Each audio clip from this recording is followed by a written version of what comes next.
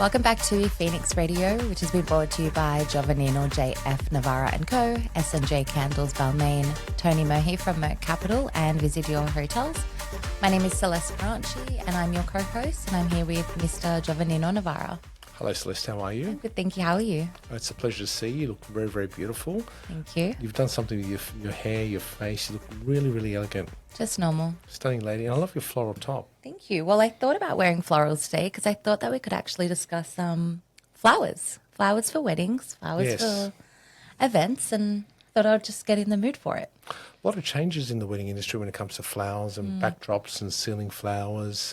Gone are the days of the flower presentation in the middle of the table and the main table flowers. It's gone to a whole new style. The creativity's just gone through the roof, literally through the roof. When I see event centres now, events where they've got flowers all over the ceiling, the backdrop, it's gone to a whole different level. Flowers are everywhere, and I think that it's become such an important part of a lot of weddings, and not just weddings, even birthdays, christenings, like all types of events. I think flowers are generally one of the main focuses.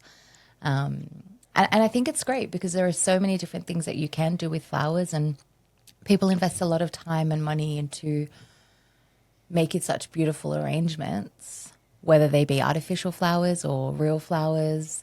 I think that it's a great element to their day. Why do brides, ladies in general, and brides love flowers so much? What is it? Well, I think historically flowers have always been a sign of romance, and if a man is chasing a woman, they're always going to give her flowers to try and capture her attention. And flowers are just such a beautiful lure.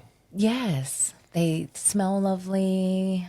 I think the only downside to flowers is that they die quickly. Yeah, what's interesting, that's one of the old corsages used to come in. Back then, people could not afford perfumery, so they'd actually put some flowers together and pin onto their dress, so that would be the fragrance that young lady or older lady or wherever, any lady, mature lady, would be wearing on the day when they went out on a date or to a special occasion. Put flowers in their hair just to, because back then people just couldn't afford shampoo or it wasn't available, so that's why they used to wear those sort of flowers. Talking about flowers, I like to ring somebody that was very big in the flower industry at one stage, and I like to get a point of view. So, Rahul, can I use your phone to call this person, see if they've got time to talk to us? Yes. All right, I just called Joanne, which happens to be my favourite florist, and she used to do a lot of flowers for myself at Le Montage many moons ago.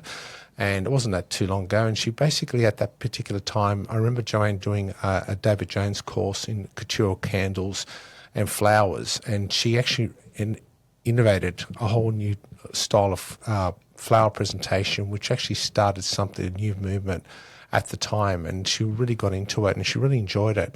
And Joanne, are you there? Hi, John. How are you? I'm well. How are you? Good, thanks. Okay, so Joanne now, she's out of the flower game. She's actually started S&J Candles, Couture Candles in Balmain. She's actually a major sponsor of this show, and she's actually gone into the fragrance. She's always loves anything to do with flowers and perfumery, and at the moment she's expressing perfumery-free candles, and her designs are fantastic. So I suggest anyone out there just to follow her on Instagram and on social media, and any type of social media platforms I meant to say, and also her website. She has really beautiful stuff. But however, let's go back a little bit. I have my co-host Celeste here with me, and we'd like to ask you a few questions of what you like when it comes to flowers and what you see, the innovation in flowers. Now, do I start the question, Celeste? I'm rambling too much again? Or you are rambling. Okay, fine. All right, you go ahead, Celeste. Hi, Joanne. How are you? Hi, Celeste. I'm well, thank you. Thanks for having me. No problem. Thanks for joining us. As Giovannino was saying, we just want to get a little bit more insight into the flower industry. Do you just want to go through your experience with flowers and events? Sure, no problem.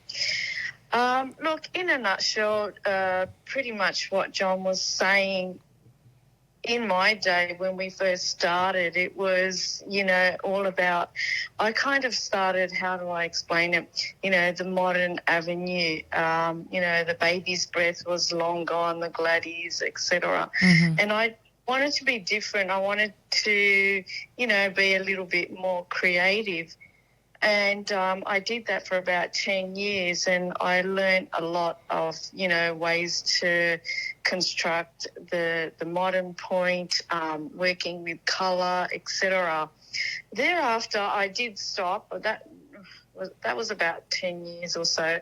After that, even though I stopped, I was still observing what was happening in the venues, and I remember you were consulting at one stage too. People were still coming to you to consult. Correct. And you'd be the, that sort of that connecting point between the coordinator and the florist to see what they could actually come up with. Yeah, continue on, Yeah. So, like things like colour, Australia, I found at the time, was very into their whites and, very against colour. Fast forward to 2024, even in the early 2020s, we have an explosion of colour where, brides are combining red with the pink, with the white, and that has at the same time influenced growers to open their doors and wings to start producing, colourful flowers that are being brought into the reception or on the day or even at their bridal shower. I mean, some of the imagery that I've seen is just next level. It's no longer the single vase with the single bloom on the table. It's, on the floor, the wall, the entry, the tables. It's just next level. I can't tell you. Can I just add something in, which is very interesting? At the time, Joanne and I remember trying to inspire Joanne and the clients that you'd come in to sustainability at the time, buying local. It was something that I really believed in. There was, the days of the John Howard years where we're trying to, locally grown. Why do we have to buy from imports? You pay $1 more, but however, you get so much better out of it. The flowers that were actually grown here, especially in New South Wales, are basically they have a fragrance to them. You can smell the difference. Where you get a lot of imports, it lacks that smell, and I think it's got to do with when they pass them through the containers, whatever has to go through. And maybe they did have to spray them with special pesticide sprays or whatever it might be. I really don't know. However, it lacked it, and they look great. And however, when they're locally grown, they have a sort of more of an earthy, wild look to it, more of a natural look compared to the ones that used to come from overseas. It was almost as if everything looked so manufactured. And it's something that I remember trying to push with a lot of your clients, and often 50% of them will go with the imports, and 50% will go with the locals. However, the imports had more variety of colours back then. However, I've seen lately, it's actually the locals are starting. They come up with new creative different colours, more of an earthy Australian feel to it. And I love a lot of the golden look. So the whites are no longer white; they're more of an off-white with a bit of brown to it, a bit of gold edging, and more of a silkier look. And I find that's very interesting. I'm rambling on again, so this is giving me a look. Yeah, continue talking. Go. Yeah. I was going to. Sorry, go Celeste. No, that's okay, Joanne. I was just going to ask you what your advice would be to brides in choosing the right flowers for their day. Yeah. Well, look, obviously go with the season. It's always best to acquire the flowers of the season. There's no point trying to get tulips, for example, in the summer and, it's sweltering heat. Less petals in a tulip, for example, it'll wilt in no time. So take advantage of the season. Create a mood board starting from a favourite colour. It could be something that you grab from Pinterest, thanks to social media platforms such as Unsplash and Pinterest, the Instagram, Facebook, etc. Do screenshots, create your board, and go with what you tend to like first, and you start to see a trend, be it, you know, a particular colour or Yeah. a look that you're inspired by. Yeah, so using that kind of mood board and design will help you create something magical and beautiful. That sounds lovely. And the symbolism of flowers, you know, Exactly. yeah, Yes. exactly. Because I know that, you know, in some cultures they have, you know, specific traditions. Like I know Italians, they've got the olive branches, and Indians have the jasmine garlands. Do you see, you know, events these days still sticking to traditional arrangements, or do you feel like it's moving more into what is in Um, society at the moment? yeah, that's a good question. Look, I think it's going to be both, as far as um, from what I can see, the trends. You know, you have your cultural, such as the beautiful Indian culture. They've got very detailed, bright, vivid flowers, and it's very specific to them. But to be honest, I don't know. I see culture going out the door, and it's all about the bigger and the better, and basically creating that picture perfect moment. Um, because, you know, when you look at photography, for example, the bride wants her 2 seconds of fame. So before, for example, her guests enter the room, it's all about herself and her partner, husband, to create that magic shot, Yeah. you know, and then that way, you know, she can share it with her friends and relatives about how beautiful everything looked. So that notion of culture, for me personally, what I've seen has, become superseded. And being like from that industry, the florist and the event industry, do you see that Yeah. there's a change with the with people more leaning towards artificial flowers, or do you still feel that fresh flowers are in?